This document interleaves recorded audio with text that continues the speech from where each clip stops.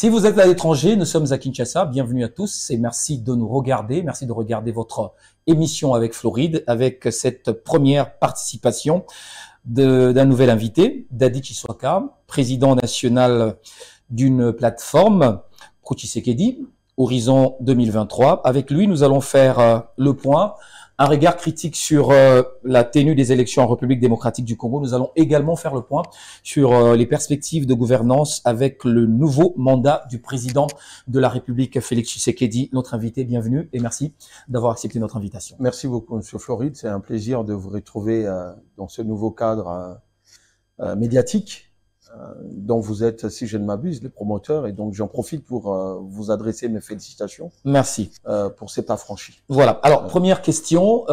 Votre plateforme Horizon 2023, c'est une plateforme pro-président de la République, pro-Tshisekedi. Il y en a beaucoup, les plateformes en République démocratique du Congo. À côté, on parle aussi de l'Union sacrée. Quelques lignes. Présentez-vous. Présentez-nous cette plateforme. Merci beaucoup. Bien évidemment qu'il y a énormément des regroupements politiques, à vrai dire, mais moins des plateformes politiques. Horizon 2023, par contre, aux côtés du président Félix Tshisekedi, est la toute première plateforme politique affirmée, dès par sa création, sur tous les plans.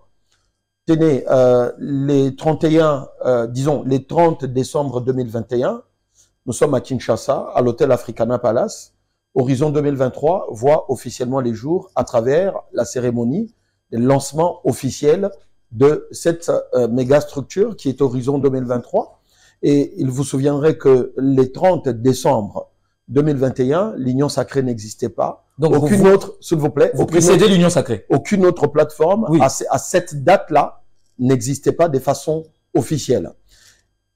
D'une part. D'autre part, nous avons après les lancements de cette plateforme, les 30 décembre 2021, nous avons pris notre bâton de pèlerin pour pouvoir circuler l'ensemble de la République démocratique du Congo, pour pouvoir l'implanter, mais également au-delà de nos frontières.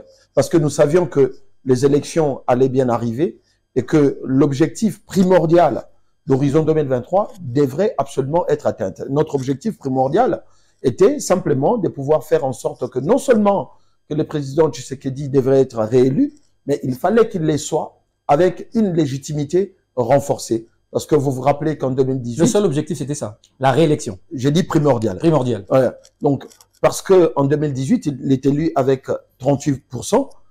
Donc, la question de légitimité s'est posée avec acuité. Et donc, pour nous, il était question qu'il soit réélu en améliorant son score, ce qui fut le cas. Et notre deuxième objectif, c'était de prendre part de façon significative à ce que nous avons appelé à la majorité confortable et homogène du président de la République. Donc si voilà. Je comprends bien, sur le score récolté par le président de la République, les 73%, vous avez une part d'un travail que vous avez fait pour qu'il atteigne ce résultat. Il serait faux de dire le contraire. Nous avons bien entendu une part significative dans ces scores, puisque dès le début d'Horizon 2023, nous l'avions dit, lorsque les autres parlaient de la simple réélection du président de la République, nous parlions de l'amélioration du score pour pouvoir donner un peu plus d'ancrage à la légitimité du président de la République. Ce qui vous différencie des autres. D'une part. Alors, quelle est la différence aujourd'hui entre cette plateforme et l'Union sacrée? Alors, la plateforme Horizon 2023 est une plateforme, comme j'ai dit, homogène, qui ne s'identifie qu'à la seule personne de Félix Antoine Tshisekedi Tshilombo.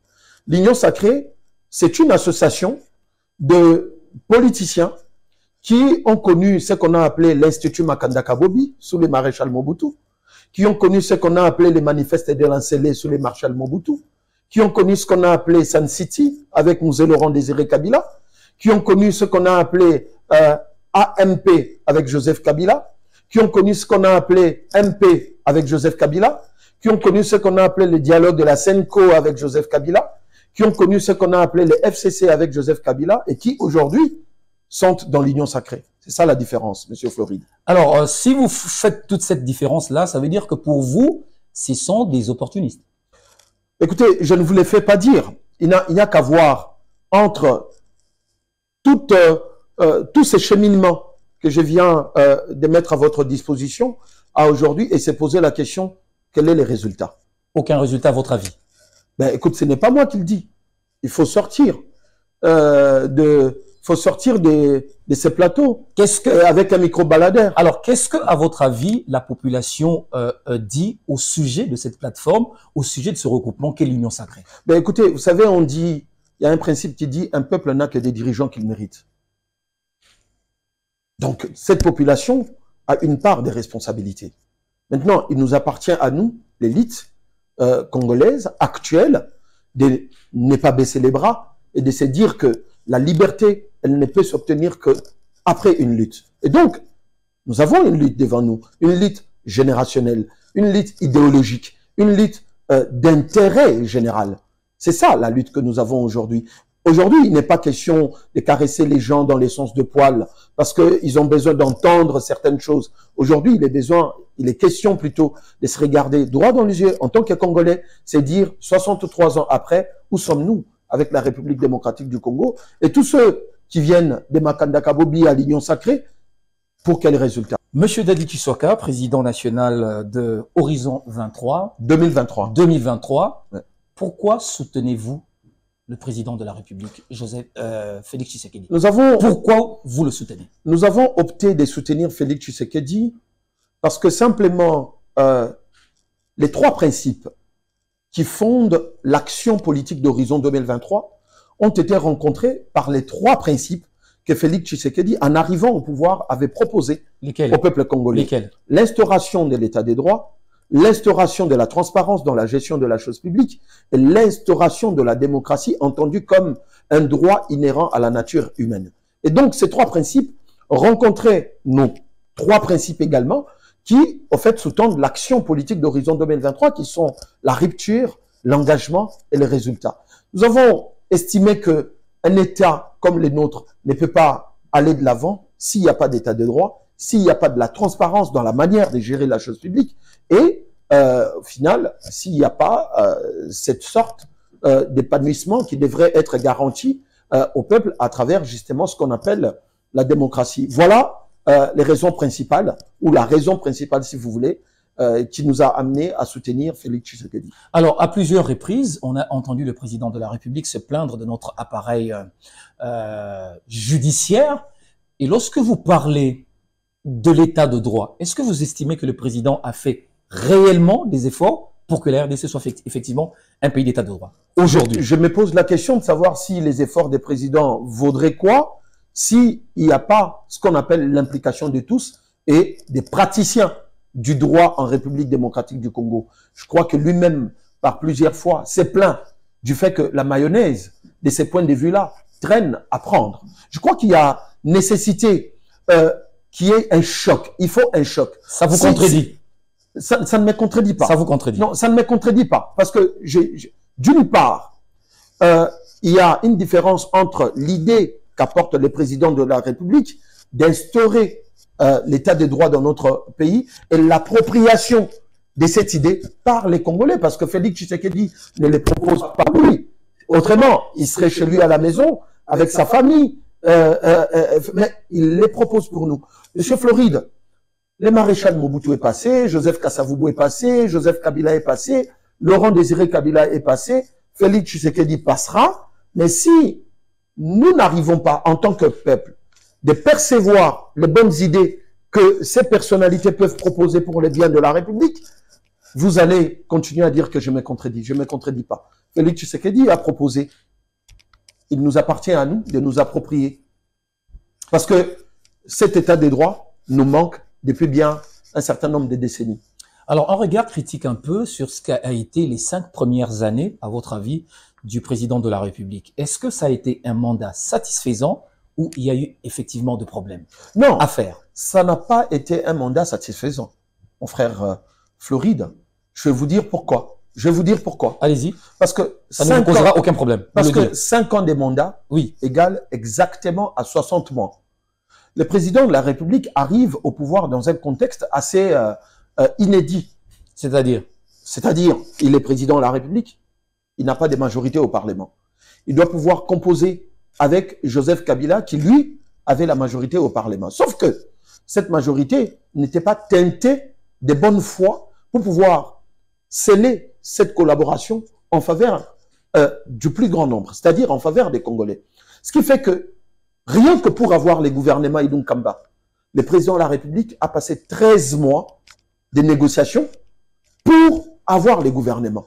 Et ça, c'est simplement l'expression des hommes et des femmes qui n'ont que pour leurs intérêts et non l'intérêt du peuple. Parce qu'on ne peut pas passer 13 mois dans un pays où tout le monde est paupérisé juste pour avoir les gouvernements. Lorsque vous faites 60, et lorsque vous faites 60, moins 13, il vous reste 47. Cette faute-là, ça incombe à qui? Mais à la classe politique congolaise, à l'élite congolaise et par ricochet au peuple congolais. Je viens de vous dire qu'un peuple n'a que des dirigeants qu'il mérite. Mais il n'y a pas de mauvaises troupes, il n'y a que il faut pas se cacher sur des expressions que nous ne savons pas contextualiser. Il faut contextualiser les expressions.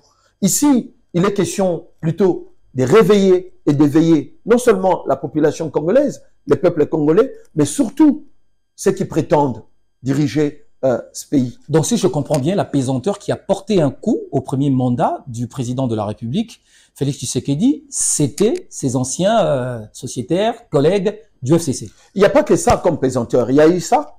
Je viens de vous le démontrer que sur 60 mois, lorsque vous perdez 13 sur Floride, savez-vous que... Quoi d'autre? Savez-vous qu'en une minute, oui, on peut naître et en une minute, on peut perdre la vie? Exactement. À plus forte raison, 13 mois. Deuxième chose, oui, c'est la Covid. C'est la Covid-19. La Covid a frappé tous les pays entiers. Bien entendu. Pas seulement. Mais c'est justement le fait qu'elle ait frappé tout le pays que les Congo n'est pas les États-Unis. Les Congo n'est pas la France. Elle nous a frappé aussi, mais avec les conséquences qui sont les nôtres. Et ce n'est pas parce qu'elle a frappé tout le monde que chez nous, on ne devrait pas l'évoquer. Pas du tout.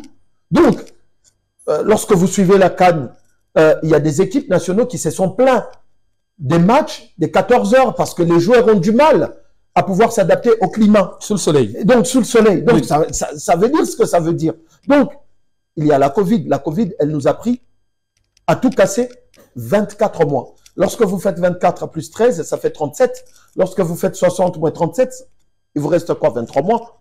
Si je ne m'abuse, il vous reste 23 mois. Et donc, c'est dans les 23 mois que le président de la République, après avoir obtenu cette majorité que moi j'ai appelée, que nous appelons majorité des façades, majorité des chantages, majorité des marchandages, qu'il a tenté de pouvoir faire quelque chose, notamment les projets de développement des 145 territoires, il ne faut pas l'oublier, qu'il a tenté de cristalliser la gratuité de l'enseignement et avant la fin de mandat, de lancer la gratuité de maternité à travers les projets de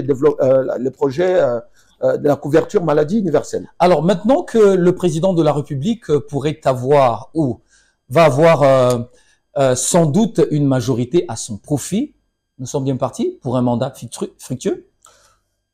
Je dirais que non. Mais vous aviez dit que c'était la majorité. Maintenant qu'il aura cette majorité. Je ne vous ai pas dit que c'était la majorité. J'ai dit que nous travaillions pour que les présidents obtiennent ce que nous avons appelé. Parce que les autres l'appellent une majorité écrasante. Mais une majorité écrasante ne veut rien dire. Nous l'avons appelé une majorité confortable et homogène. Alors pourquoi vous dites non? Alors, pourquoi j'ai dit non? Oui. J'ai dit non, M. Floride Zantoto, parce que à la lumière de ce que nous observons depuis la publication des résultats des législatives nationales, voire la prestation de serment, depuis après la prestation de serment, quel spectacle auquel nous assistons pas avec l'Union sacrée. Ce matin, chez vos confrères des Top Congo, je viens de suivre que mon papa Modeste Bahati et les papas Mbo se sont à couteau tiré parce que l'un accuse l'autre de lui voler des députés pour sa cause. Je me dis, allez-y. Dans un royaume où les uns et les autres se battent, ce royaume ne peut pas aller de l'avant. Et donc, j'en appelle à la jeunesse congolaise qui a été majoritairement électrice de prendre conscience et d'engager des dynamiques qui puissent aider les présidents de la République à refaire cette majorité. Alors, est-ce que lors du premier mandat, ce n'est pas aussi les collaborateurs du chef de l'État qui ne l'ont pas aidé, comme l'avait dit à l'époque le président Joseph Kabila? Mais écoutez, je pense que ça fait partie des pesanteurs aussi. Il ne faut pas se cacher. Le Congo est arrivé au point où il ne faut pas faire de la politique pour de la politique. Il faut se dire, il faut poser le problème tel qu'il se présente, tel que les Congolais lambda l'essaient. Et qu'ensemble, puissions trouver des solutions. Il y a des compétences à Kinshasa. Il y a des compétences à Katakokombe. Il y a des compétences à Tchela. Il y a des compétences à Mweneditu. Ça veut dire qu'il y a des figures qui ne sont pas connues, mais qui sont compétentes. Je me rappelle que lors du procès 100 jours, alors à l'époque, l'avocat de la République, Dieudonné Kalouba, prêchait pour dire qu'il faudrait qu'on s'abstienne à utiliser les termes intellectuels, parce que l'intellectuel, c'était une denrée rare, non seulement au Congo, en Afrique, mais même à l'international. Et il poursuivait pour dire, ce n'est pas parce que on est directeur des cabinets, on est ministre, qu'on est intellectuel. Encore que nous pouvons trouver plus d'intellectuels dans la rue que dans les institutions. Donc, il faut bien que les castings et les bons s'effacent pour pouvoir faire en sorte que les chefs de l'État que son action soit éliminée par des intelligences. En conclusion, le chef de l'État a des très mauvais conseillers. Non, tout le monde n'est pas mauvais. Tout le monde n'est pas mauvais. Vous savez, la vie, elle marche de pair avec les positifs et les négatifs. Il est mal entouré. Non, je pense qu'il y a des bons et il y a des mauvais. Les mauvais, il faut les mettre tout simplement de côté sans état d'âme, parce qu'on ne gère pas avec état d'âme, mais on gère avec l'âme d'État. Et donc, il faut mettre les mauvais de côté et garder les bons et renforcer avec les autres qui ont les soucis de pouvoir travailler pour la République. Alors, Dadji Chouaka, vous, en tant qu'acteur politique ici au Congo, opérant ici en République démocratique du Congo, comment vous avez trouvé la création, avec à sa tête Vital Kamerhe, de ce regroupement politique qu'on appelle PCR? Je pense que deux choses. La première, je crois que tout Congolais est libre de prendre des initiatives avec un groupe de gens.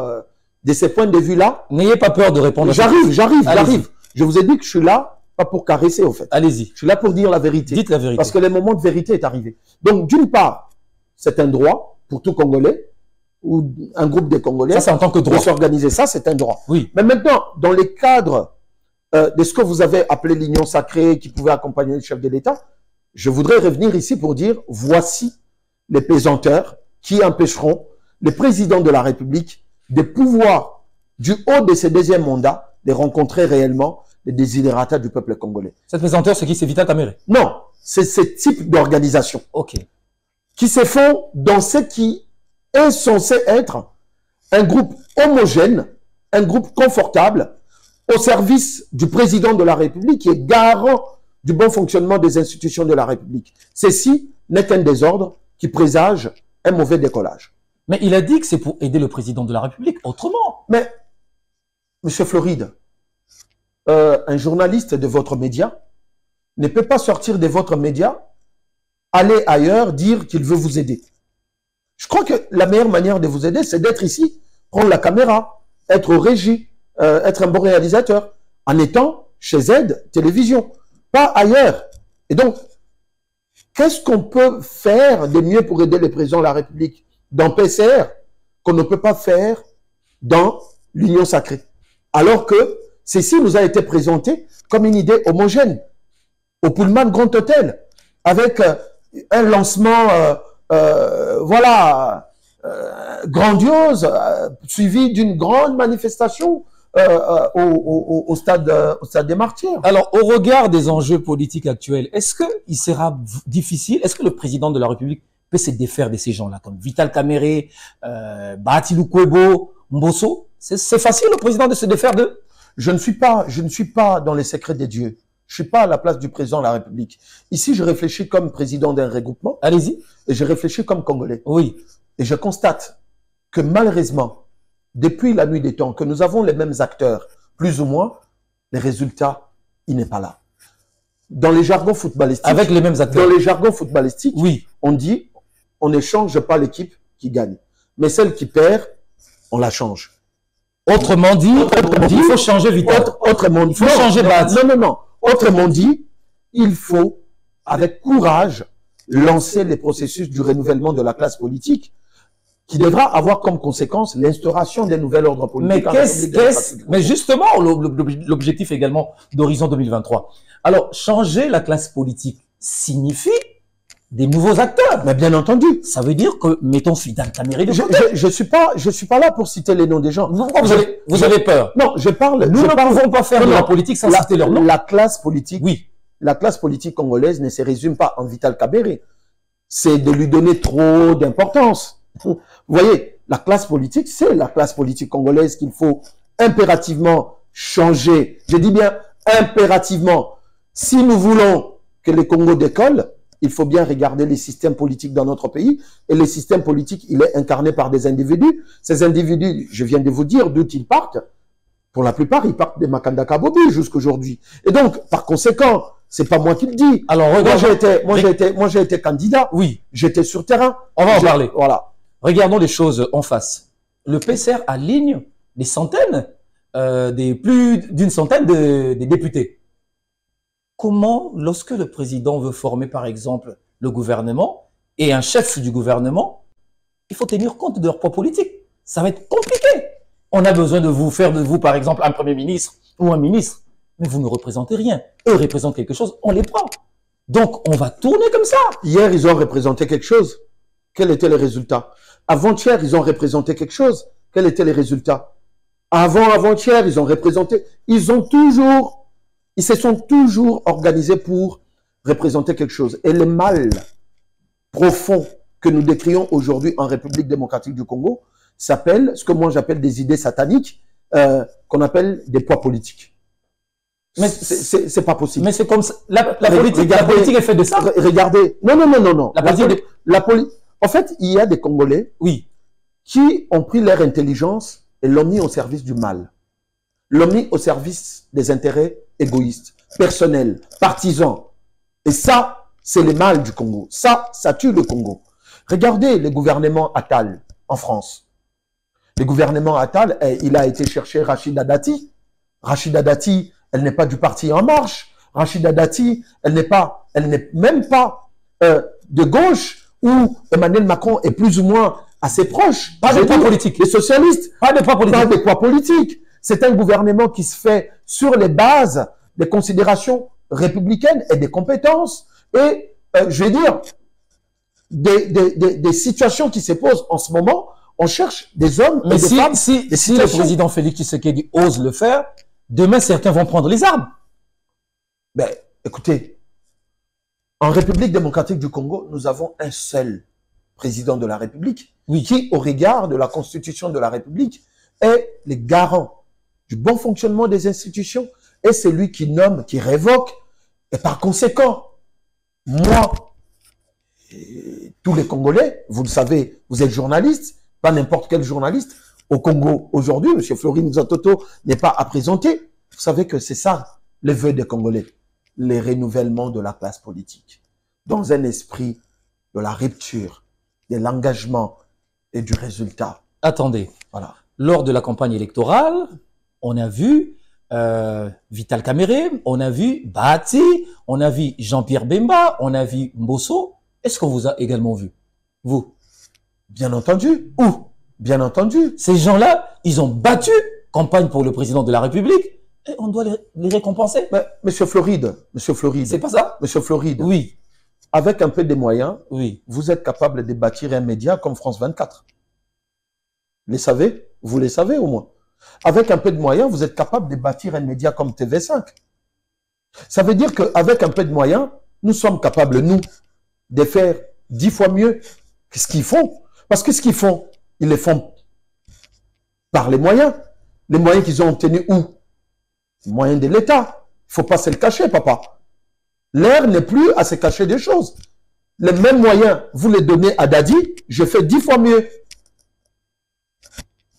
Alors, ça veut dire que votre regroupement a atteint les seuils, mais n'a rien récolté. Non. Vous êtes déçu? Notre regroupement, oui, selon la Commission électorale nationale indépendante, je dis bien, selon la Commission électorale nationale indépendante, n'aurait pas atteint les seuils. Selon la CENI. D'accord? Et la CENI nous a attribué 37 000 voix. Horizon 2023, nous avons aligné 307 candidats aux législatives nationales.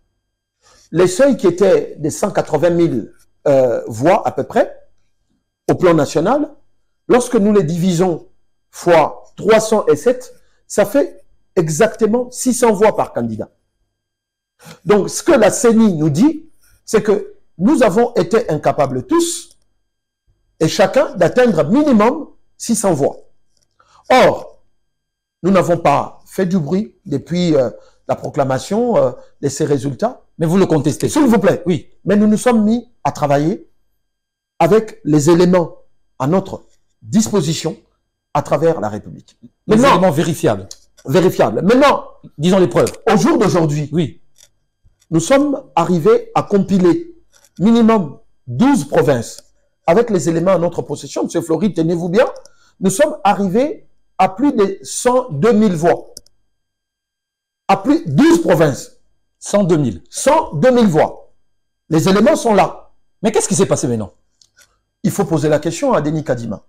Le moment viendra, même quand il sera plus président de la CENI, même dans une alimentation, même au marché, où je lui poserai la question de savoir qu'est-ce qui s'était passé. Mais son bureau est toujours ouvert, il va vous recevoir, il vous en parlerait. On n'a malheureusement pas, on a levé l'option, à horizon 2023, on a levé l'option politique de ne pas perdre du temps. De ne pas perdre du temps. Je viens de vous parler de la lutte. Nous allons lutter. L'option qui a été levée, c'est pas perdre du temps. Alors, qu'est-ce que gagne le président de la CENI? Qu'est-ce que gagne la CENI en vous faisant ça? En vous punissant de cette façon-là? Qu'est-ce qu'il gagne? Il faut leur poser la question. Parce que c'est eux qui étaient les juges, les arbitres, c'est eux. Mais nous constatons simplement que ce travail, il n'a pas rencontré le professionnalisme, l'honnêteté, la transparence dont on pouvait attendre. Lorsque vous faites 37 000 voix, divisé par 307 candidats, c'est une insulte pour nous. Voilà pourquoi, avec amertume, avec frustration, nous disons, nous n'allons pas perdre du temps, nous sommes politiques. De toute façon, j'ai, moi, individuellement, vu mon âge aujourd'hui et l'avenir, j'ai encore 9 à 10 élections devant moi. Donc, on va continuer à lutter pour changer cet état des choses. Nous avions cru en Denis Kadima, mais je crois que lui-même, il nous a fait déchanter. Alors, vous croyez quand même à un état de droit. Vous en avez parlé au début de votre argumentaire. Il y a la Cour constitutionnelle pour ça. Est-ce qu'elle a été saisie? Écoutez, pour le compte de votre regroupement. Écoutez, nous avons par insistance d'un certain nombre de candidats, nous avons fini par, je dirais même à la veille de la clôture des dépôts des requêtes, nous avons fini par déposer une requête parce qu'à horizon 2023, c'est la jeunesse, c'est aussi des grandes personnalités, mais c'est la conjugaison des idées. Nous avons déposé. Visiblement malgré vous. Hein. Malgré moi. Pourquoi? Ouais. Parce que vous ne croyez pas à la justice congolaise. Pas parce que nous ne croyons pas. C'est ça, ça vous rattrape. Non. Pas parce que. Non. Parce que quoi? Monsieur Floride. Allez-y. Nuance. Oui. Pas parce que nous ne croyons pas à la justice, mais parce que il y avait une option politique à lever. Et pour moi, il fallait lever cette option politique, de ne pas y aller, et de se réconcentrer rapidement au travail, parce qu'il y a d'autres échéances qui arrivent, notamment l'échéance des gouverneurs, des sénateurs, des bourgmestres, des maires. Voilà. Donc, au lieu de perdre du temps dans ce qui a été concocté, dans ce qui nous a été attribué, bah, écoute, mettons-nous au travail et allons vers les prochaines échéances. Alors, si cela vous a été attribué, si cela ne reflète pas la réalité sur terrain, ça l'est également à la présidentielle. Ben écoutez, là c'est différent. Ces élections ont le mérite, du point de vue présidentiel, d'avoir été plus ou moins cohérents. Ah, comment? Parce que le même discours que vous avez tenu, l'opposition aussi le tient. Non mais écoutez, il le regrette. Écoutez, les voix de Katumbi, ils sont partis. Nous avons. C'est une question. Vous êtes journaliste. Vous avez été au Congo. Vous avez couvert ces élections. Nous avons suivi les rapports de plusieurs organisations d'observation internationales, indépendantes, tout comme congolais. Contrairement aux élections précédentes en République démocratique du Congo, je n'ai jamais vu, peut-être vous allez me dire, je n'ai jamais vu une élection où les observateurs, les rapports des observateurs convergent. En tout cas, au niveau de l'élection présidentielle, on a vu même la Senco, qui, par les passés, avait toujours été tranchant. Aujourd'hui, en tout cas, l'ensemble des rapports ont convergé pour dire on peut monter, on peut descendre. La Senco n'a pas voulu mettre le feu dans le pays. Félix Antoine Tshisekedi Tshilombo, non, mais pourtant ils l'ont toujours fait. Donc moi, je vous pose cette question-là. Je trouve ça un peu bizarre. Ça veut dire que pratiquement tous ceux qui soutiennent le président Félix, les gens sont contre les résultats leur attribués par la Commission électorale nationale indépendante sur les législatives. Pour les présidentielles, oh c'est bon. C'est bizarre. Monsieur Zatoto, tous ceux qui soutiennent le président Félix, ce sont des Congolais comme vous et moi, oui, qui ont le droit d'émettre un avis sur telle ou telle autre élection. Oui. Vous n'allez pas leur interdire ça. C'est ce qui prouve d'ailleurs que le président Félix Tshisekedi est un démocrate. Nous avons été avec vous dans ce pays. Je me rappelle, permettez-moi de soulever ces problèmes entre Papi Pungu et, non, entre Papi Tamba et Mova Sakadi. Hier, aux élections législatives, les élections de 2018, si je me trompe, à Lukunga. Tu te rappelles de comment ça s'était passé dans leur camp politique? Aujourd'hui, avez-vous appris que dans les camps politiques de Félix Tshisekedi, ou que Félix Tshisekedi lui-même, il a tiré les oreilles à quelqu'un qui lui serait proche, qui a contesté les élections législatives? Pas du tout. Par contre, le président Félix Tshisekedi... La liberté. Par contre, le président Félix Tshisekedi est le premier, pour votre information, qui encourage tous ceux qui se sentent lésés à aller consulter la justice. Alors, comment corriger les erreurs du passé dont le président de la République avait dit? Les erreurs du passé seront corrigées. La première des choses, de façon honnête, oui, en ce qui nous concerne, nous, Horizon 2023, la première des indications oui, pour qu'on enclenche ce processus de correction des erreurs, oui, c'est au niveau des animateurs. Sinon, sinon, les mêmes causes risquent de produire les mêmes effets. Au niveau le choix des individus, des animateurs. Parce que si le président de la République estime qu'il y a eu des erreurs qu'il faut corriger, ces erreurs portent un nom. C'est les animateurs. On ne change pas l'équipe qui gagne. Mais celle qui fait commettre à l'entraîneur des erreurs, on fait comment? On la change. On change. Alors, Dadi Tshisoka, moi, je vous ai connu comme étant, je sais pas moi, fondateur ou initiateur d'un groupe stratégique des jeunes pour le développement. Qu'est-ce que ça devient? Quand nous avons parlé de l'inconstance tout à l'heure, oui, est-ce qu'on peut dire aussi que Dadi Tshisoka, c'est un politique inconstant? Non. Pourquoi? Je vais vous dire. Allez-y. Vous me posez la question. Allez-y. Alors, M. Fleury, Dadi Tshisoka est en politique, plus ou moins, je dirais, depuis l'université de Kinshasa, puisque j'ai fait les Sciences Po à l'université de Kinshasa, et de façon active, je suis en politique depuis 23 ans. En 23 ans de vie politique, j'ai fait un seul parti politique en République démocratique du Congo, et c'est le RCD, Rassemblement Congolais pour la démocratie, où j'ai passé 7-8 ans. Oui. Et de là à aujourd'hui, ma deuxième formation politique en 23 ans, c'est Horizon 2023.